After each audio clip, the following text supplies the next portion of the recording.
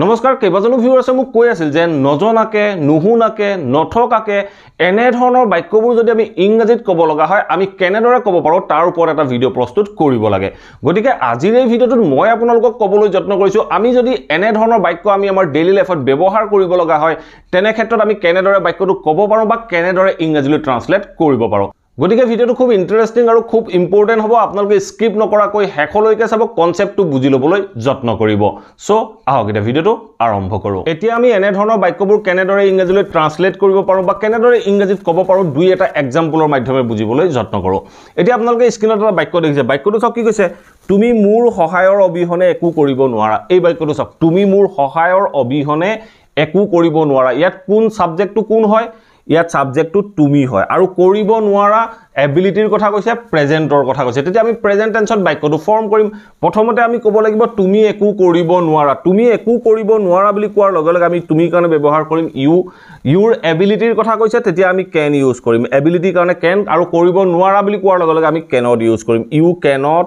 কি কৰিব নোৱাৰা একো কৰিব নোৱাৰা বুলি কোতে আমি ক'ব পাৰো ইউ ক্যানট ডু এনিথিং এনে ধৰণে আমি বাক্যটো ক'ব পাৰো ইউ ক্যানট ডু এনিথিং তুমি একো কৰিব নোৱাৰা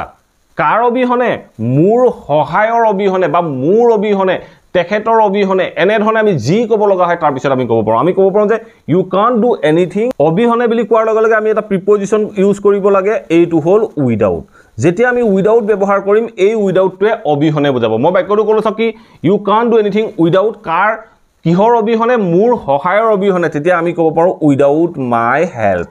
এনে ধৰণে আমি অসমীয়াৰ পৰা বাক্যটো ইংৰাজীলৈ ট্ৰান্সলেট কৰিম আমি ক'লো যে U can't do anything without my help তুমি মোৰ সহায়ৰ অবিহনে একো কৰিব নোৱাৰা ঠিক তেনে ধৰণে আমি বিভিন্ন বাক্য ক'ব পাৰো উইদাউটৰ পিছত কেতিয়াবা আমি ভাৰ্ব ইউজ কৰিব লগা হয় আৰু কেতিয়াবা আমি পজিশনৰ কাৰণে হ্যাভ ইউজ কৰিব লগা হয় এই ভাৰ্ব বা হ্যাভ ইউজ কৰিব লগা হলে আমি কেনেদৰে ইউজ কৰিম ইয়াৰ পিছৰ এক্সাম্পল কেইটাত বুজিবলৈ যত্ন কৰিম এটা বাক্যটো চাওক কি ক'লে U can't do anything without my help তুমি মোৰ সহায়ৰ অবিহনে একো কৰিব নোৱাৰা তেনে ধৰণে আমি বিভিন্ন বাক্য ক'ব পাৰো আমি ক'ব পাৰো যে আই উইল গো দেয়াৰ মই এটা বাক্য ক'লো ধৰক আই উইল গো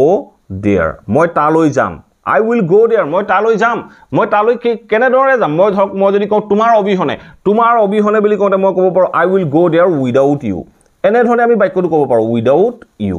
সো এনে ধৰণে আপোনালোকে যি বাক্য লাগে আপোনালোকে ফৰ্ম কৰি চাবলৈ যত্ন কৰক এই উইদাউটটোৱে সদায় এটা নিগেটিভ সেন্স প্ৰকাশ কৰে নিগেটিভ সেন্সৰ কাৰণে সদায় উইদাউট ইউজ কৰা হয় এটা চাওক বাক্যটো ইয়াত কোনো নট আমি বাক্যটোত ব্যৱহাৰ কৰা নাই I will go there মই তালৈ যাম without you মানে তোমাৰ অবিহনে তুমি নোহোৱাকৈ এনে ধৰণে ক'বলৈ যাওঁতে আমি যেতিয়া কম তেতিয়া আমি উইদাউট প্ৰিপজিশনটো ব্যৱহাৰ কৰিব লাগে এতিয়া আমি অন্য ধৰণৰ দুই এটা এক্সাম্পল চাবলৈ যত্ন কৰো এটা নেক্সট এক্সাম্পল চাওক কি কৈছে কাৰণটো নজনাকৈ তাই মোক গালি দিবলৈ আৰম্ভ কৰিছিল এই বাক্যটো এটা নিগেটিভ বাক্যটো কি কৈছে কাৰণটো নজনাকৈ তাই মোক গালি দিবলৈ আৰম্ভ কৰিছিল আপোনালোকে যোনডখ প্ৰথমতে ট্ৰান্সলেট কৰিব বিচাৰে বা যোনডখ প্ৰথমতে ক'ব বিচাৰে সেইডখ ক'ব পাৰে আপুনি প্ৰথমতে তাই মোক গালি দিবলৈ আৰম্ভ কৰিছিলটো ক'ব পাৰে বা আপুনি তাই কাৰণটো নজনাকৈ এই অংশটো আপুনি বাক্যটোৰ আৰম্ভণিত ব্যৱহাৰ কৰিব পাৰে প্ৰথমতে আমি এই যেটো তাই মোক গালি দিবলৈ আৰম্ভ কৰিছিল এইডখ অসমীয়াৰ পৰা ইংৰাজীলৈ ট্ৰান্সলেট কৰিবলৈ যত্ন কৰো বাক্যটো কি কৈছে তাই মোক গালি দিবলৈ আৰম্ভ কৰিছিল কোনে তাইটো হ'ল সাবজেক্ট আৰম্ভ কৰিছিল মানে পাষ্ট ইনডিফিনিট তেতিয়া আমি পাষ্ট ইনডিফিনিটত বাক্যটো ফৰ্ম কৰিম এটা চাওক সাবজেক্ট কি তাই বুলি কোৱাৰ লগে লগে আমি কম সি এটা চাওক তাই কি কৰিছিল আৰম্ভ কৰিছিলৰ কাৰণে আমি ব্যৱহাৰ কৰিব পাৰো started আমি পাষ্টত হোৱাৰ লগে লগে started কম সি started তাই আৰম্ভ কৰিছিল কি আৰম্ভ কৰিছিল গালি দিবলৈ আৰম্ভ কৰিছিল তেতিয়া আমি কি ক'ব লাগে সি started গালি দিয়াটো কোৱা হয় scold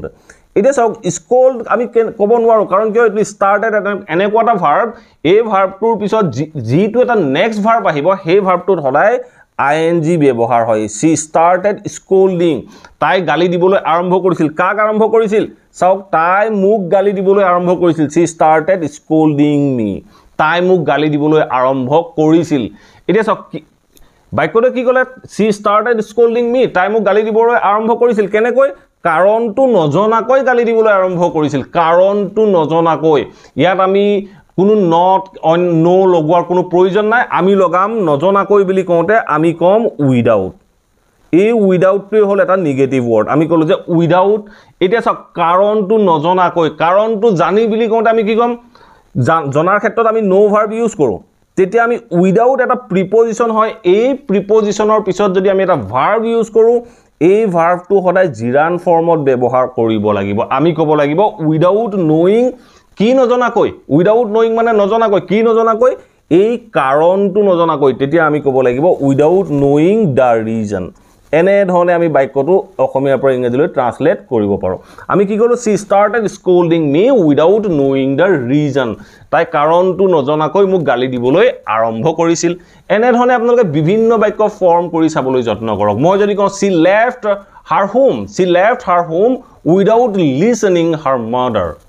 এই বাক্যটো চাওক কি ক'লো সি লেফট হাৰ হোম তাই ঘৰ এৰি গুচি গৈছিল উইদাউট লিসেনিং হাৰ মাদাৰ তাই মাকৰ কথা নুশুনাকৈ ঘৰটো এৰি গুচি গৈছিল এনে ধৰণে আমি উইদাউট লিসেনিং ক'লো উইদাউট লিসেনিং হাৰ মাদাৰ তাই মাকক নুশুনাকৈ সো এই বাক্যকেইটাত চাওক আমি কোনো নিগেটিভ ৱৰ্ড ইউজ নকৰাকৈ আমি নুশুনাকৈ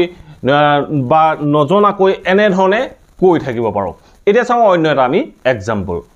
এটা লাষ্ট এক্সাম্পলটো চাওক লাষ্ট এক্সাম্পলটো কি কৈছে তাই কোনো আগতীয়া অভিজ্ঞতা নথকাকৈ এই বাক্যটো চাওক তাইৰ কোনো আগতীয়া অভিজ্ঞতা নথকাকৈ তাইৰ এখিনিত ৰ এটা প্ৰয়োজন আছিল তাইৰ কোনো আগতীয়া অভিজ্ঞতা নথকাকৈ তাৰপিছত কি ক'লে চাওক কামটো শেষ কৰিছিল এই বাক্যটো চাওক তাই কোনো আগতীয়া অভিজ্ঞতা নথকাকৈ কামটো শেষ কৰিছিল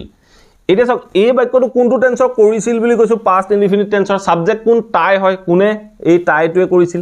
গতিকে আমি এই বাক্যটো কি কৰিব লাগিব অসমীয়াৰ পৰা ইংৰাজীলৈ ট্ৰান্সলেট কৰিবলৈ যাওঁতে এই তাইটো হ'ব সাবজেক্ট তেতিয়া আমি কম সি